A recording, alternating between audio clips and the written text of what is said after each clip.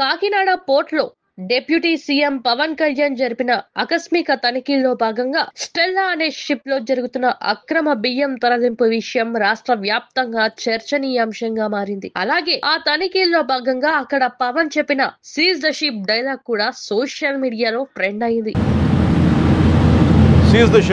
దీని మీద విమర్శలకు దిగిన వైసీపీ నేతలు ఇది సినిమా కాదు, నువ్వు సీజ్ ద షిప్ అనగానే షిప్ ని సీజ్ చేయడానికి అంటూ సెటైర్లు పేల్చారు. దానికి తోడు తాము దొంగ అని దొరికిన ప్రతిసారి కూడా వైసీపీ ఎదుట వారి మీద బురద జల్లి తప్పించుకోవాలని ప్రయత్నిస్తూ ఉంటుంది.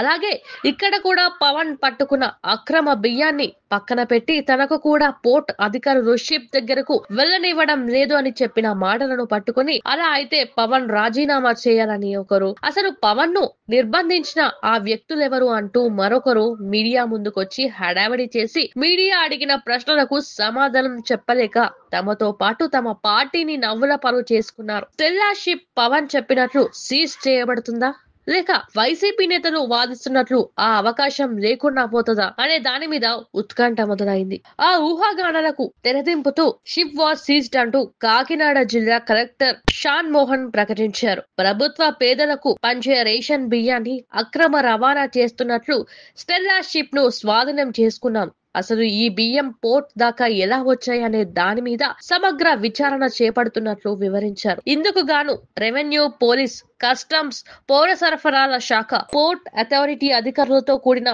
5 సభ్యులతో ఒక బృందాన్ని నియమిస్తున్నట్లు తెలిపారు. ఇక నుండి పోర్ట్ కార్యక్రమాలన్నీ ఈ బృందం ఆధ్వర్యంలో ముందుకెళ్లనున్నట్లు సమాచారం. ప్రభుత్వం కూడా అక్రమార్కుల మీద దృష్టి పెట్టనుంది. సీజ్ ద షిప్ తో మొదలైన కూటమి ప్రభుత్వం ఆట షిప్ వాస్ సీజ్ తో ఒక అడుగు ముందుకేసింది.